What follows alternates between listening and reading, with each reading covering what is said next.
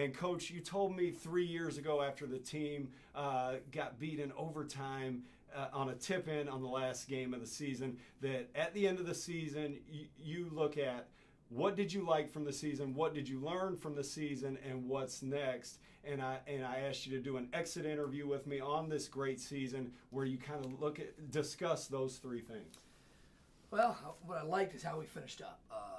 We were struggling at Christmas time. We made some adjustments, and our guys kind of bought into the adjustments. So I like the fact that in midstream we were able to change some things, not overly complicated, but simplify some things. And I like the fact that we stayed together as a team. I kept saying all year, they like each other. Our team likes each other. That's huge. When your teammates like each other, they trust each other more. So I like the fact that all we did was coach this year. We didn't deal with any off the floor issues. You deal with typical academic stuff this time of year, but nothing crazy off the floor. And I like the fact that every day for practice, we go out there, guys were excited to be at practice. Yeah. Senior leadership had to be phenomenal. So big in that. So talk about those guys: Dean Williams, Aaron Bird, Tyvez Monroe. Yeah, I go through all three of them. Same thing. 4 years ago, as freshmen, they lost a tip-in at Lander. And I don't think any of them were on the floor at that time. All three of them were sitting on the bench at the time for whatever reason the guys were playing. So here you have Tyvez Monroe, who matured on and off the floor more than anybody I've ever coached. He's still got a long way to go in certain areas, but as a basketball player, he went from a guy that was all about himself his freshman year to being a team guy. And he is one of the most competitive guys I've ever coached. Most competitive, but also to your point about selflessness. Is there a more selfless player that in recent memory you can think of? He became, your rebounder, your hustle guy, your take a charge guy. Had a stretch of games where he didn't make shots, but still couldn't keep him off the floor. Absolutely. At Christmas time when we had these little changes, I went to him and said, "Here's your stats. You're shooting too many threes. You're not getting enough rebounds. You're not doing everything else. Your assist totals are down." And I can't remember these games; they all kind of run together. But he made 2 or 3 +1 passes, we call them, to get Miguel shots, to get Troy shots. He wouldn't have made those his freshman year. He would have taken every one of them. Yeah. And his leadership, he competes. So you go out there and what you do in practice, he's going to compete. He wants to be a winner. So his competitive nature kind of went over to the younger guys. Aaron Bird, on the flip side, came to me at Christmas time when we were struggling. He said, "Coach, I won't start if that's going to help the team." Now, here's a guy that was our leading three-point shooter as a junior, unbelievable teammate, great worker, great student. He goes, "We're getting off the bad starts. I'll be glad to do this." And his minutes were very, he'd get a turn the first half, he'd get a turn the second half, might get a turn again in each half based on foul trouble. But he was the number one cheerleader over the bench, and he's made us something. He had bad knees toward the end of his career, so he couldn't spend as much time in the gym the first part of the year. And same thing after Christmas time, he told me, he said, "Coach, I don't care. I'm going to go back to my gym routine. I don't care what my knees feel like." Which, that's hard to do, man, because you could tell. I joke with those young guys. I said, "See them old guys stretching over there? You'll be doing that your senior year." Like, "Oh, I won't be like that." "Oh, yes, you will," because it's just the wear and tear. And then... So Aaron, really, he came to you and said, "We're not getting off to good starts. If you need me to come off the bench, I'm with you, Coach." Absolutely. Sitting in the chair, I'm sitting right here. I'm sitting at the desk. And he just had all three seniors in here because we were going through some things.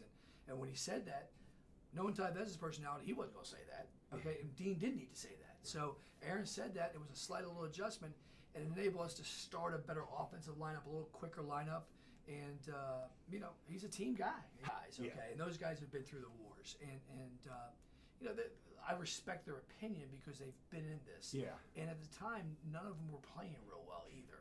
So you need to get the input. I don't bring freshmen and ask them because they don't know. Right. Now, after a year like our freshmen have, I can consult them more some other things. They're not freshmen anymore. No, they're not. Yeah. So. But the third one's Dean, and on the court, I'll just say real quick, I felt like something clicked where all of a sudden he wanted it in the post, you guys wanted it in his hands in the post. Was that always like that this whole season, or was that part of that mid-season shift? Well, that was the big part of the mid-season shift. We need to get him back more inside. He was shooting too many jump shots. The offense we were running at the time, which had some success early, obviously beating South Carolina, but that was fool's gold a little bit. Dean and Hoffer are back to the basket guys. So I went to him, and his shooting percentages were not good. I went and compared him to his first 3 years, and I said, "Here's what we're doing." They were down near 40. Yeah, they were low. Absolutely, they were very low. And he was shooting too many jump shots. And I don't know the exact stats. You probably do, but he made more threes the last week and a half of the season than he probably made the first 2 years. Like 20%, and then throughout the postseason brought it up to like 35. Right. He's a good shooter. Yeah, what happens is it's a comfort level. When the ball goes in the hole, Yeah. then you feel more comfortable. So what happened with him was early in the year, he's starting the game and shooting jump shots. Well, if the jump shot doesn't go in, then he becomes hesitant. So we put him inside. So 75% of his touches are around the basket, and then 25% were before Christmas. It was 25% touches around the basket, 75% on the perimeter. And you get teased by his talent level because he's so talented. Yeah. But he had an unbelievable senior year. I mean, unbelievable. Best one in a long time. Like Keyshawn Sherrill had an unbelievable senior season, but this one was just as good. Yeah. I mean, I know you don't want to rank your former players' senior seasons, but I can't think of another one before Garrett, AJ, Ben. Yeah. Well, I think the difference is that there was, a little bit like TC. He went from a good player to a great player. Yeah. Keyshawn was kind of always a great player, and AJ was a great player. Garrett's was just physical development. But yeah, I mean, he went from, the last game of the year in the conference tournament against Aiken, Dean's Jr. didn't score. He didn't score That's four right. of the last 6 games to being clearly the best player on the floor for us.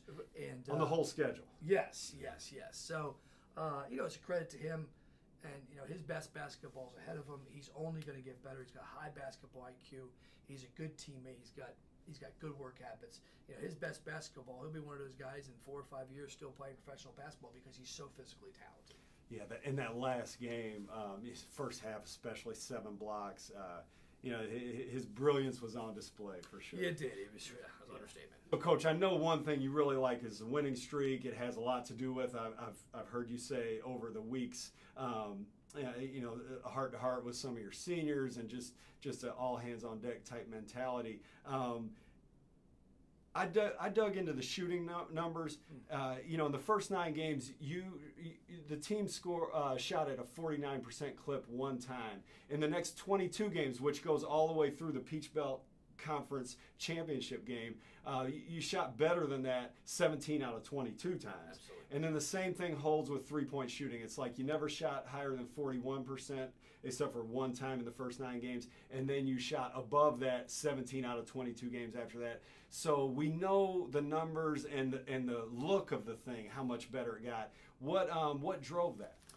Well, from a basketball standpoint, we're in a motion offense, 4 out 1 in that we didn't run last year, but it ran years past. You did that the first 9 games? Yeah, the first. Because I know you didn't the last. No, we didn't. So that's the difference. That was the difference. Okay, so what happened was we came out of Christmas time. We lost North Georgia. We scored a low number of points. And I remember looking at all our games. I go, man, we've had 4 games where we've scored 60-something points. This is not good. Yeah. We got to change some stuff offensively. Defensively, we were doing okay. So, I went back and watched tape and reviewed some stats, reviewed some numbers. And my assistant came in after Christmas break. I said, here's what we're doing. We're bagging motion. On a missed shot, we're going to just play. We're going to tell them attack the goal, reverse it, get it closer. Now we have to address shot selection. I said, but we're going to get guys more comfortable. And what the issue was, our young guys were still trying to understand the complexity of a motion offense, and they were getting uncomfortable, and they weren't taking shots. Yeah. All right? And then our older guys, Dean and Tyvez and Aaron, knew the offense, but were taking shots that maybe they only took because other guys were passing them up. Mm-hmm. And they throw in maybe later in the clock. Right. And Hoffa, so we had a weird dynamic going. So I said, man, I tell you what we'll do is we'll just push and play and a miss. I said, I will reward you for defense. Yeah.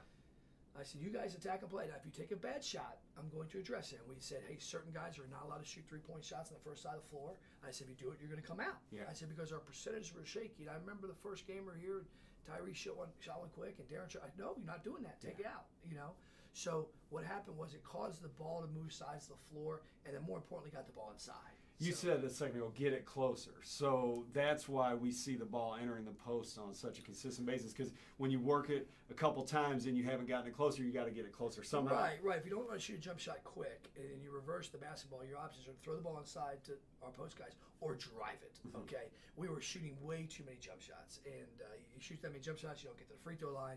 So it was a slight tweak. But our guys were like, wow, this is a lot easier. And I could see it. We were scoring more points. We opened with Clayton. I'm like, well, boy, this worked. And I go, wait a minute, now we won by 30. But busted the clock, right? It was near 100-point game. So then it happened again. So I'm trying to figure out, is this the right thing? All right. And then on the flip side, we had to put more plays in the half court. Okay? Yeah. So in the past, we're a motion team, and 75% of our offense was motion, make or miss, and then we ran 25% quick hitters. Well, this year on a made bucket, we had to run a play, and that's why we had a lot of plays, more plays than I've had this year. But that's what our team needed, and we kept adding things in the year. Hey, if people do this, let's take this away. And I haven't coached that way in a long time, but that's what this team needed. That's incredible because I watched I guess I watched 11 games in person at the end, and then probably caught 80% of them throughout the season, and I didn't know that dynamic. So hopefully other people will find that interesting too.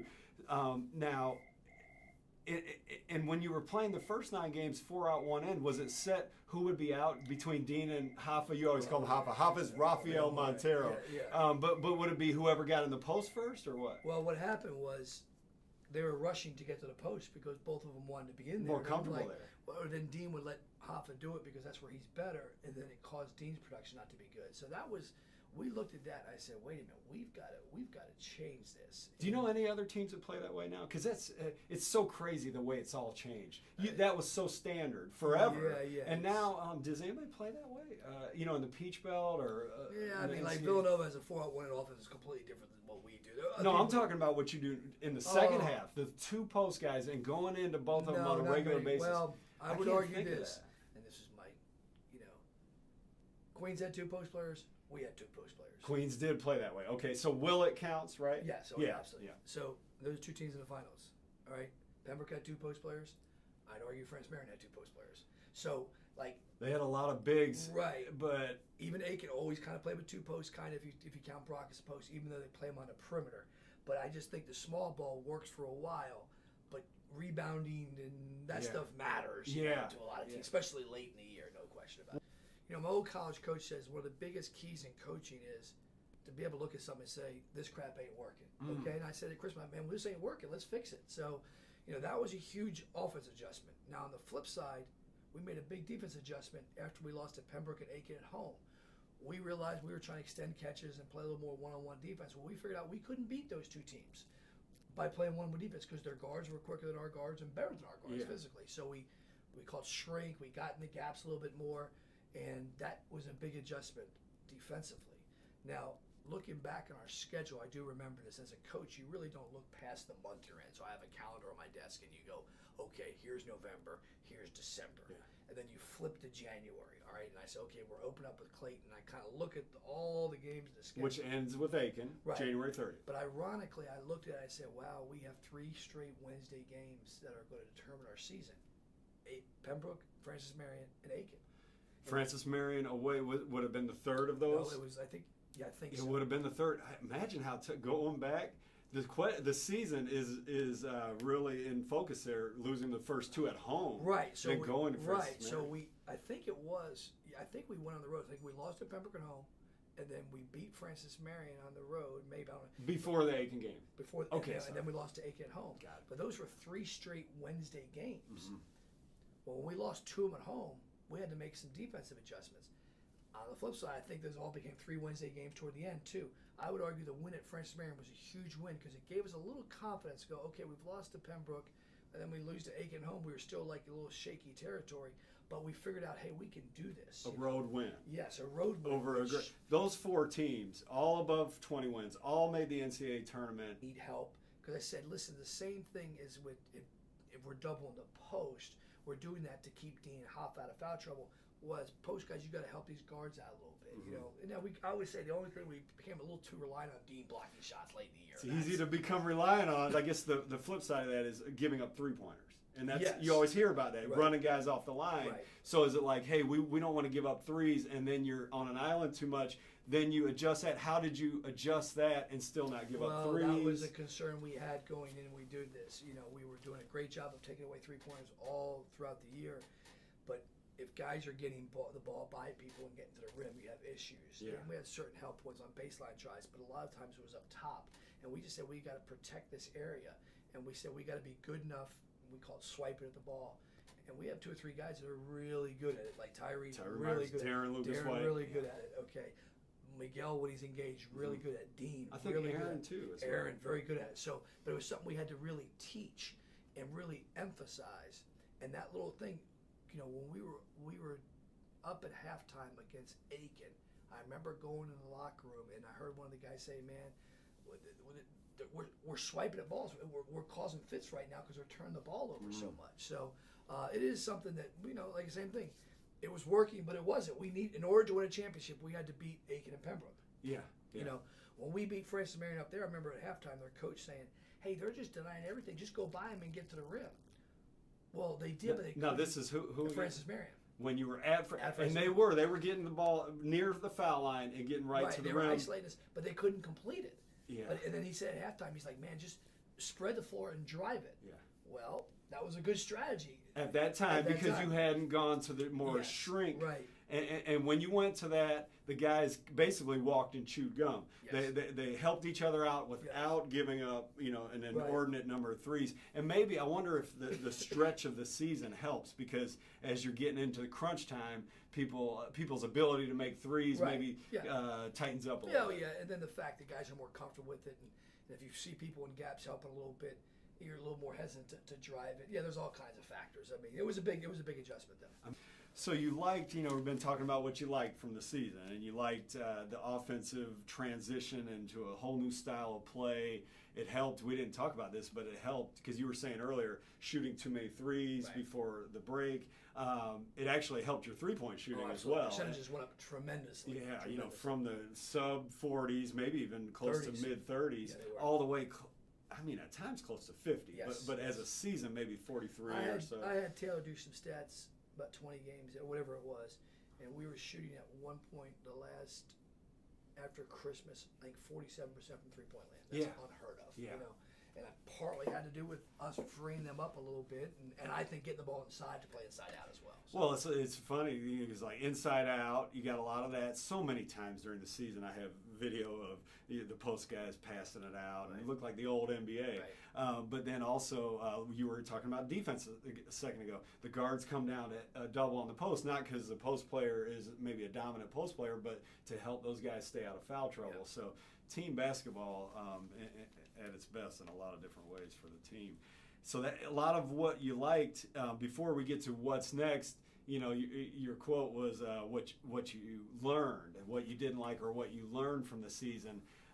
You know, no need to spend too much time on that because it was such a great season. But what sticks out at you as something that you'd really like guys to learn from and improve on next season? Well, I think for a couple of things, I'll go because we're on to next season. Mm-hmm. Okay, as soon as you lose the last game, I think for the younger guys to realize this is what it takes to get to this stage. Okay.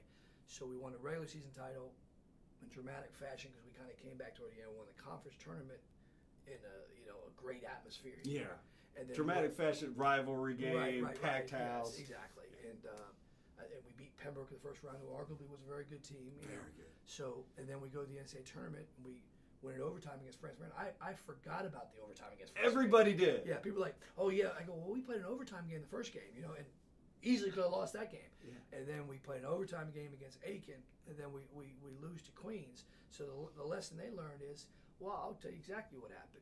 Darren and Miguel meet with me academically each day. And, it was not an easy time to meet on, let's say, Tuesday morning because we got back at 1:30 in the morning. So I'm talking to them about their academics. I said, wait a minute, let's stop. I said, I don't want to focus on academics. I go, you need to learn to dribble. You need to learn to shoot. Okay? Yeah. I said, because you're a really good shooter and you got to be more confident in dribble. And Darren, you're a great handler, but you got to make a shot. Mm-hmm. So it's not hard for me to make that point to them because those two guys are important players on our team. And Miguel can dribble. He's got to get more confident. Darren can shoot, but he's got to work at it more. And then I know when I meet with Tyree, I'll say the same thing. Tyree, you got to get in unbelievable shape. You're in good shape this year, but you got to get in unbelievable shape. But when you have success like that, you can say, let's think back to this game. Yeah. All right? So when we lose that last game, I think Aaron and Ty Bez in the locker room said, man, know this feeling now. We had the same feeling our freshman year when we lost in the conference tournament. This is a higher stage. So it helps the 9 players we have returning to taste that success. And then once we start workouts here in a week, it'll be a motivation for them. Yeah, one thought I had is the value of those seniors. Part of that value could you could argue is they experienced some adversity as far as wins and losses. Like last season, Yep, you know, you were right around 500 for the first time. Right. You know, is a very rare thing here, and so they know what it was like to have a disappointing season. The other thing, like that crew, they lost in the quarterfinals of the Peach Belt Conference tournament last year, and so. Guys like Tyree and Darren and Miguel, the freshmen, now they played 5 more games, and that were all more important than any game that was played before that. Yep. So that experience right there really has to say a lot. But the point I was going to make is. You almost wonder, are freshmen going to say, well, we know we can get this far? Almost like it's accomplished. And the seniors know nothing's that easy. Right. Well, and once we reconvene here, that'll be the point. Okay, we got here because these 3 seniors are left. Okay, and you guys are a big part of it. What can you do? Who can replace Tyvez competitive? Who can replace Aaron's work ethic? Who's going to replace Dean's shot? You know, there's a lot of things we're losing, but there'll be a time for that. We hopefully address some of that in recruiting. But yeah, it's whatever you win, you get to practice longer. You know, so you know if you don't make postseason play in the Peach Belt, your season's over with March 2nd. Yeah. Or you know that's another 14 days, man. That's good. You know, you get to practice more, and you know the hiccup you get is you don't get postseason workouts because of the Masters. But that's a good problem to have. You know? You go to 2 overtime games that you mentioned earlier on the highest stage. You play in front of a full house here. You know, during that stretch, Tyree Myers, a freshman for you.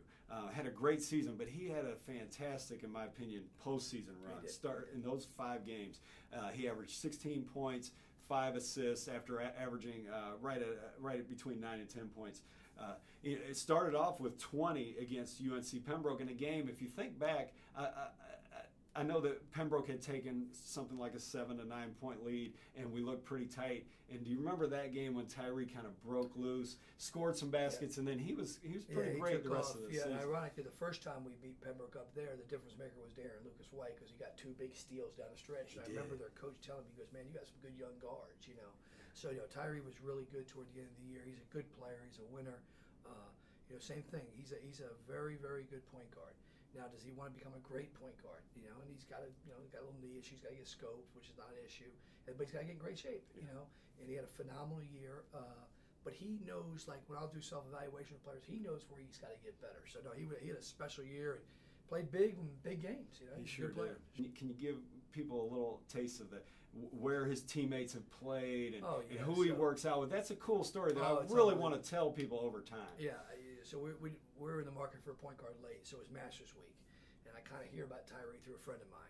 So I call a guy at college level at UMBC. He's like, "Let me check on him." UMBC, famed UMBC, who beat Virginia. Right. This is around that time? It was after they beat Virginia, because it was April. So the assistant at UMBC, Nate Dixon, worked for me 20-something years ago. Oh, Nate, okay. So Nate says, "Well, I don't really do the Baltimore stuff, but let me ask Skeeters."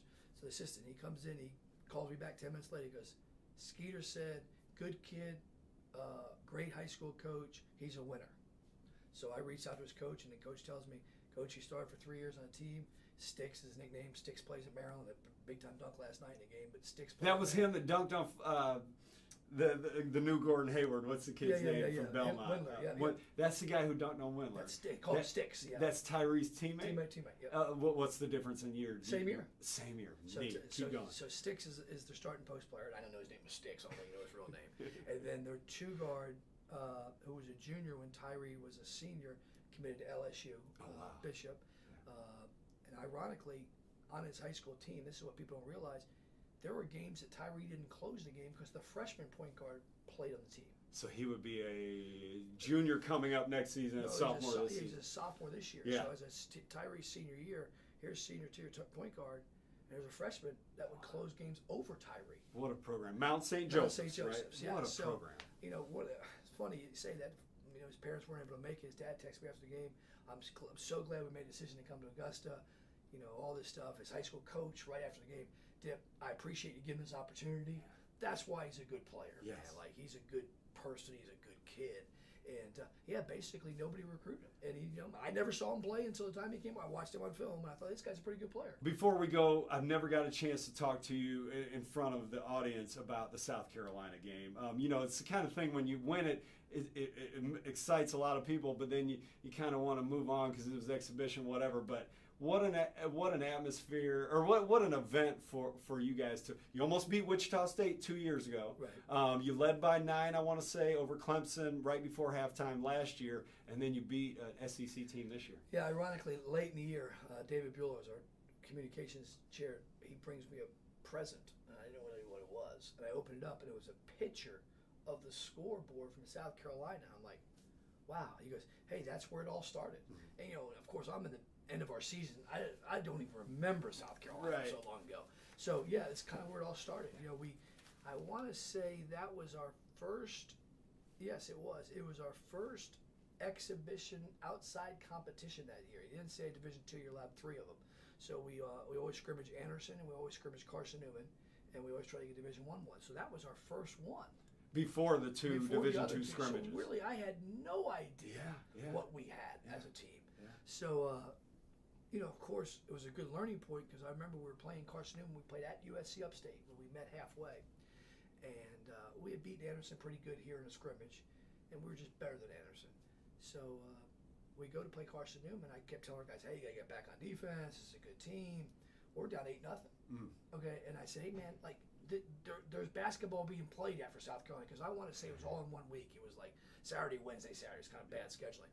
But it's the same thing. It was a learning point, but you can learn more when you win.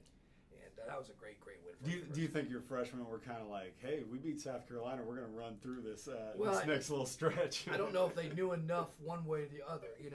Looking back on that South Carolina game, Miguel was our starting point guard. Yeah. So Tyree came off the bench, and Hoffa came off the bench. Because I purposely started Robert Barlow in that game because we need size when you play against people like that. So Robert started our first 4 or 5 games a year because we wanted to keep Hoffa out of foul trouble. And, that's how much the year changed. Miguel was our starting point guard against South Carolina and then probably played 5 possessions of point the rest of the year. That's right. I guess on the way out, you got to give a real nod to the fan support this year, especially throughout the postseason. But talk about that. Absolutely. We did a tailgate thing, and one of the tailgates theme was True Blue Road Crew. And I'm like, yeah, I do remember that True Blue Road Crew ad. So I made shirts up, and I made them up ahead of time. And I'm like, okay, I hope we put ourselves in a position that we're going to Aiken, and that game's going to be important. Right. Because you have to make the shirts ahead of time. You don't do them the day of. So I made them, and all of a sudden I go, if we win at Aiken, we have a chance to win the league. So we had people come. Well, I gave out a bunch of shirts, and then my wife's like, you got to get more. And she goes, why? These people are going to go to Atlanta. They're going to go to the conference tournament. They're going to go to postseason play. When we beat Aiken, I knew we were making postseason play. Yeah. So I printed some more just to get people behind it. It's great to have a captivating community like that really supports our guys, and our players appreciate it tremendously. That's right.